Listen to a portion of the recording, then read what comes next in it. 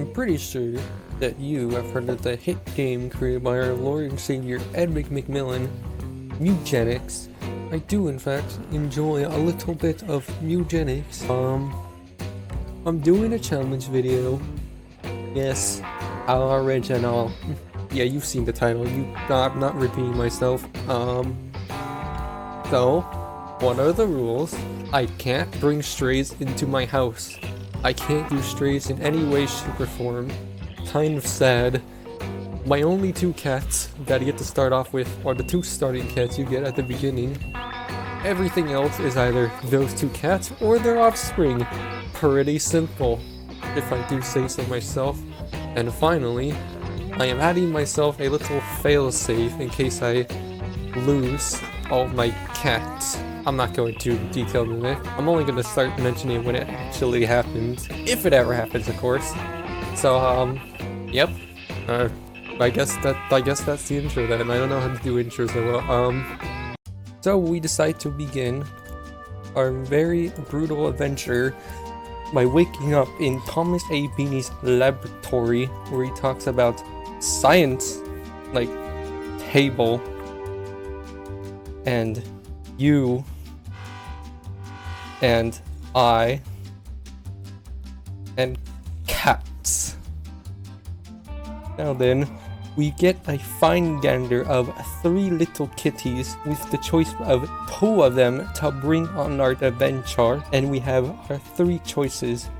Mommy Milkers, Baron, who already looks inbred as it is, without all the inbreeding acquired, and Leon. You could probably guess which though I picked. Oh, what's wrong with Leon? He's normal. I hate normal people. Send him to the Witchburg immediately. Anyways, more moments of yapping later, and he tells us to do the hardest part of this challenge: going outside. Now that we have left the Beanie's laboratory, it is time to do the tutorial. Yeah, this is Bush. He's gonna teach us how to play the game, like moving towards the enemy, aka the little rat. Yeah, okay, you're a little slow. Wouldn't be the first time I've heard that. And attacking.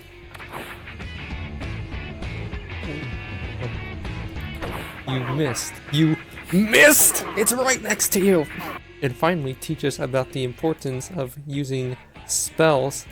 Now, normally you're supposed to spit on the giant cat that's right next to you, beating up Mommy Milkers, but Mommy Milkers has to show Baron, who is the alpha male, so she spits on Baron instead, which is in fact not happy that I did this, but I have to teach Baron a lesson for looking like this. No, no, no, no, no! Idiot! That was your teammate! Look, I'm trying. I'm really trying. But now, you need to try. Good luck with the rest of the fight. So I've officially decided that I am good enough, so I skipped the rest of the tutorial. There is nothing else important other than beating the shit out of your inbred children. Now then, we finally make it to what I perceive is our house, counting that my 2 cats are sitting outside. Personally, I think it should be considered a shack more than a house. I mean, look at this thing. 1 room, completely destroyed wallpaper, and no chairs. What is this place?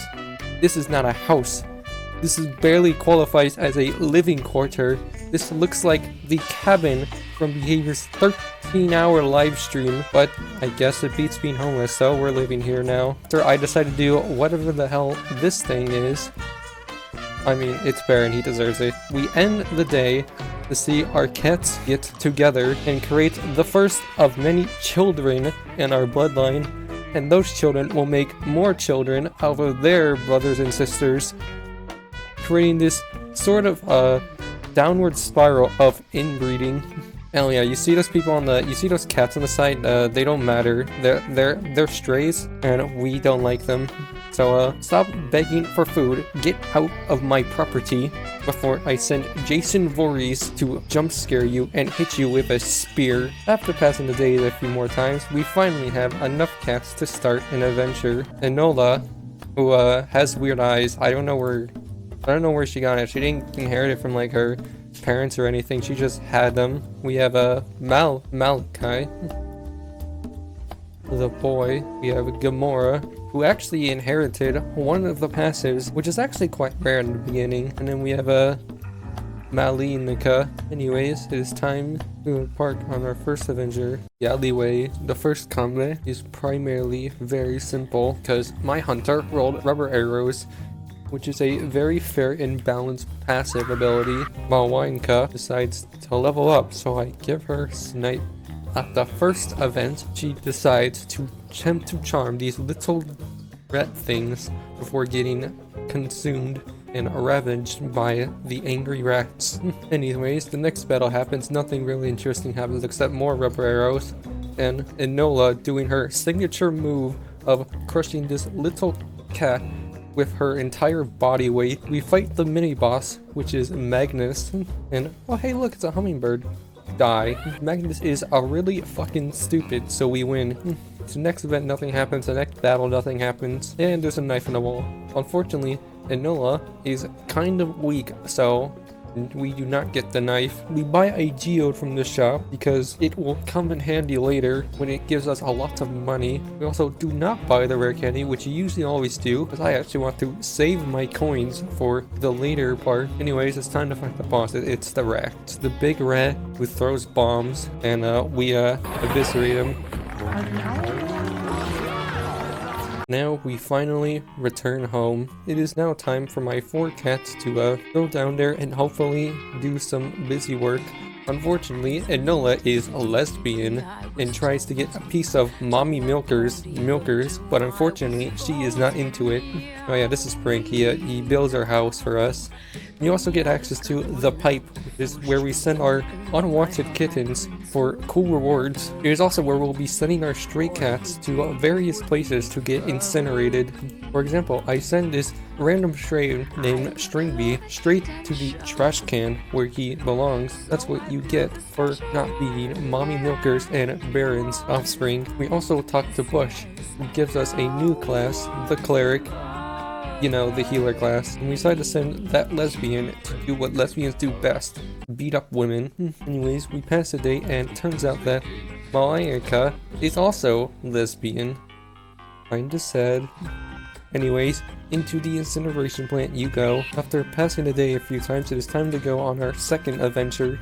This time we'll be going to the sewers. It includes our forecast Scrumple, Scoomballs, Mapaco, and lastly, Else. It's time for the Divine Rocks to beat the shit out of everything in their path. The first combat, nothing really happens except this one rat who is currently quivering in fear because he has been frozen solid by my mere existence. It appears that we have reached the homeless people's wet dream, as it is free drugs just scattered around everywhere. I love free drugs. The next battle, I accidentally misclick on this wet hairball attack, and now I am forced to take an extra turn to kill this stupid little fuck. Anyways, we fight Magnus again, and we win again. We skip the rare candy again because money, and we beat the shit out of that stupid fucking rat that throws bombs by making him very angry, and then he kicks himself a few amount of times.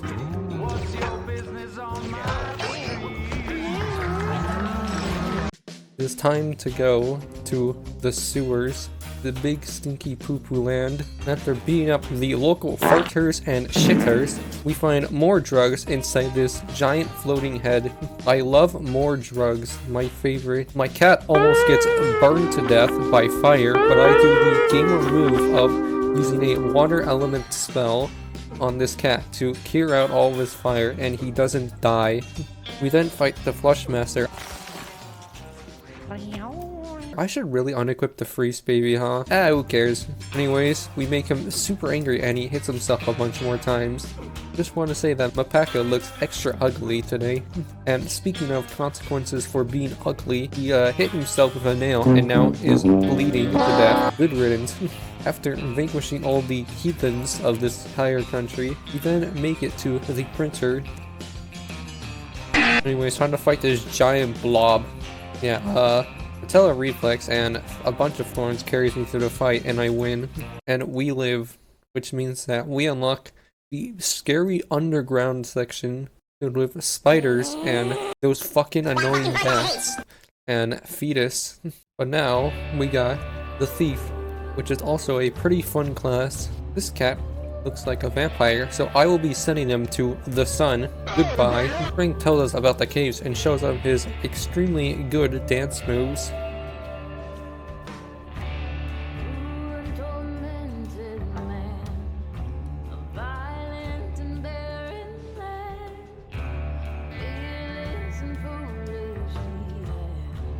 Show us more dancing, please.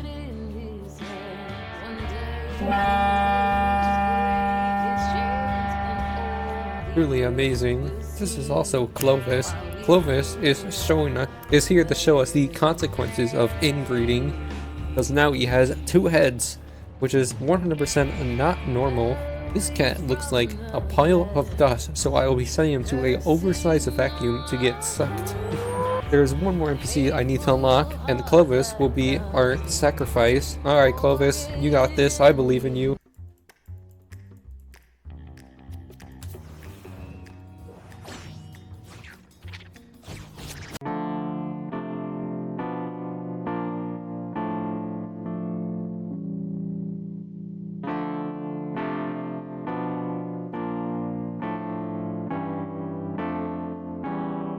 Aw, you died. Oh well. That's what you get for being inbred. Alright, this is the dead person. He likes dead cats. Kind of weird. And he doesn't have a name for some reason. Me, I have a name, I guess. Oh god, I have to do a voice for this. Please negative rep me. Wow, I like that name. Actually, I think that's my name too. Yeah, I'm definitely please negative rep me. Sad face. Wait, I'm having a memory. Please negative rep me. Sad face. Stop pulling on off your fingernails. Yep, that's me. I'm please negative rep me. Sad face. Hey, speaking of negative repping, that's what you guys should be doing in the comment section right now. Stop watching this video, go down to the comments and send me your negative criticisms immediately.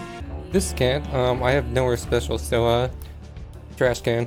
Anyways, one more day passes and this cat looks like a Moai statue, so I decided to send him to his homeland, also known as Easter Island. But anyways, I seem to have passed a little bit too much and now my cats are starving, so guess it's time for the next adventure. This is a full chapter run this time, so you know it's gonna be good. Dahlia, Bolshoy, Emma, who's got them crazy looking legs. Again, where do these things come from? I guess the Bolshoy has the weird pattern on his face and body. Yeah, I guess they just randomly have that. And I guess I never noticed in my main playthrough because I'm not like inbreeding entirely. And then we have a general towel. Now it's time for our full chapter run. Don't let me down, the sneaky alphas. The first battle, we get that one alleyway of a bunch of boxes. So, like a very smart person, we decide to not break any of them.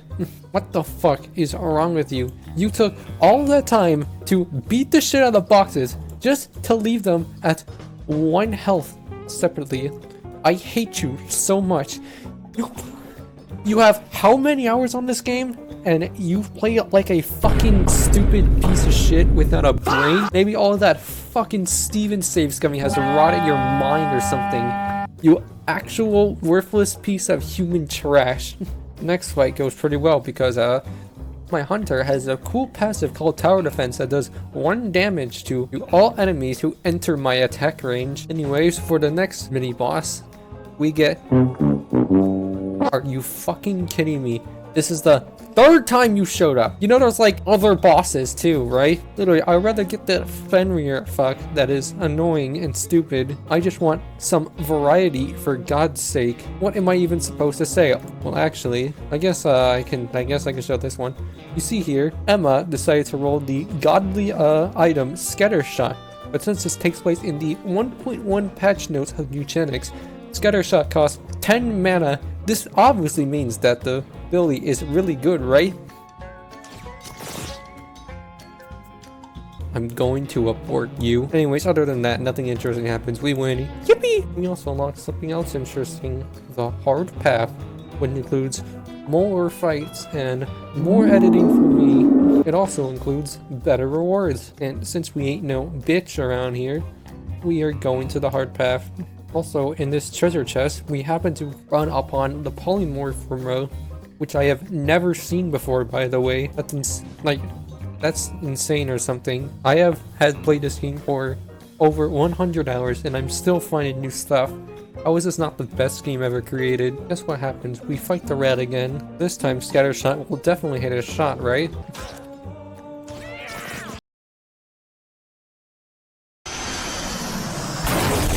Oh yeah, also this boss fight's really easy because tower defense is really OP on this boss fight, especially with 1 HP bombs.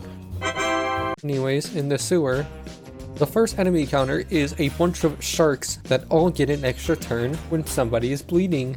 Oh god. Fortunately, since my Dahlia has both double shot, which halves our damage but allows to hit twice, and piercing shot, which allows our shots to pierce through targets, we kill 2 of them. Unfortunately, this will not stop the evil sharks from ravaging poor Dahlia's body. General Teo also gets a cool passive called Pet Rocks, which makes it so that rocks that I spawn are now living sentient beings. Also, I have Earthquake, which allows me to spawn rocks. So, I think you see where this is going. Emma's uglier now. Anyways, we fight the Flushmaster, and this time I actually do remember to remove that stupid freezing baby. And he gets beaten up by a bunch of rocks. Anyways, the next fight goes on where Dahlia gets surrounded by sharks and mauled to death. He's fine, he's only been down. Anyways, in the next fight, guess who dies again, which is partially my fault, but I don't care. Thieves try not to die for 5 seconds, am I right, fellow gamers? Anyways, we find pills, and we fight the evil Boris, and guess who has patellar reflex again, and does a shit ton of damage. Also tower defense. Also Dahlia dies again. Honestly pretty crazy, we almost turned 1 this fight. Anyways, time to go to the caves biome where we encounter this horrific map tile, which includes 4 fucking bats. Oh god, I am going to die. Like, look at these things. They just have a 50% chance to dodge all of your attacks, and there's nothing you can do about it. Hope you like RNG, the game. Also, not to mention, if they hit you, they inflict confusion 5 separate times. And then we got this stupid fucking floating fetus in the background too, that just counterspells, so you can't even use your cool-ass abilities. Cool, isn't that such an amazing design? Fuck off, all the you. We almost lost this fight too, which is funny. I mean, Dahlia dying, that's a given, but fucking Bolshi dying? That's crazy, that's crazy. We got a weather event now that sets the entire cave on fire. I'm sure this won't have any sort of major impact or anything. Anyways, for some reason, Emma decides to cover herself in shit and refuses to take it off. I guess having to deal with the bat has turned her insane. Anyways, we fight that big slime, and this time, Dahlia doesn't die. Instead, it is Bolshi that has to suffer with an injury.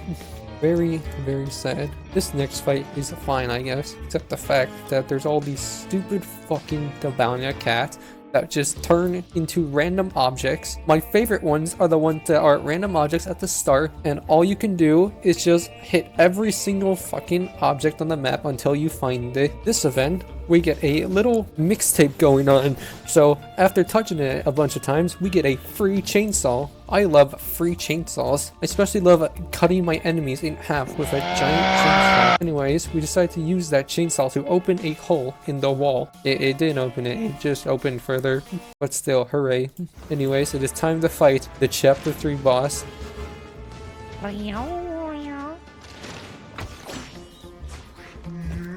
one tiny little spider. Just kidding, it's this giant big spider that webs us, spiders us, and then kills us. Just kidding, this boss fight's really easy because tower defense is a totally fair and balanced passive ability, especially against low HP enemies and a boss fight that spawns a bunch of low HP enemies. Also, not to mention that scatter shot. Just scatter shot, do I need to say more?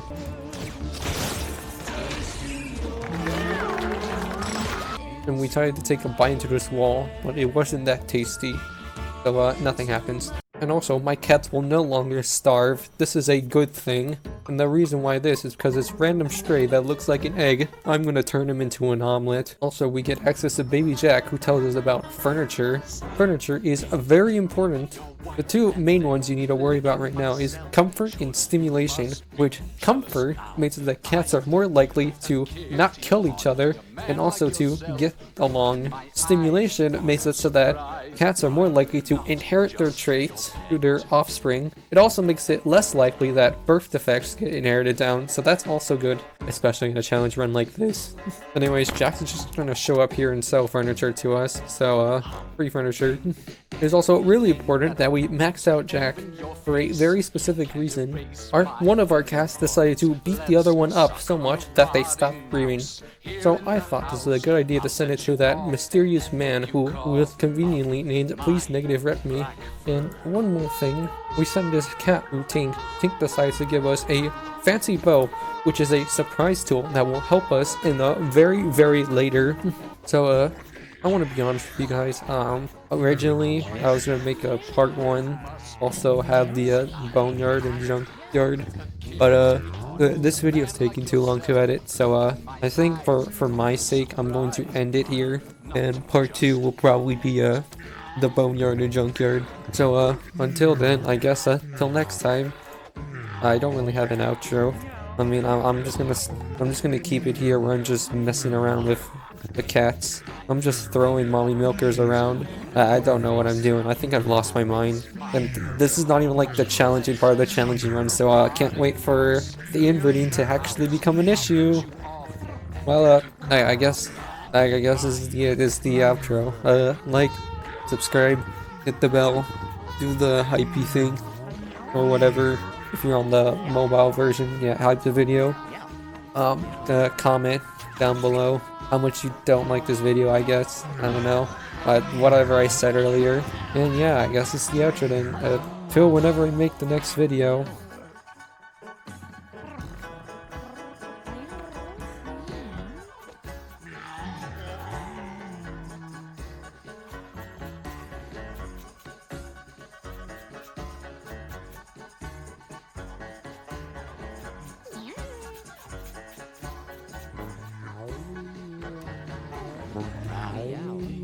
You're on the bed instead of at your feet. Give me a treat from inside your ear.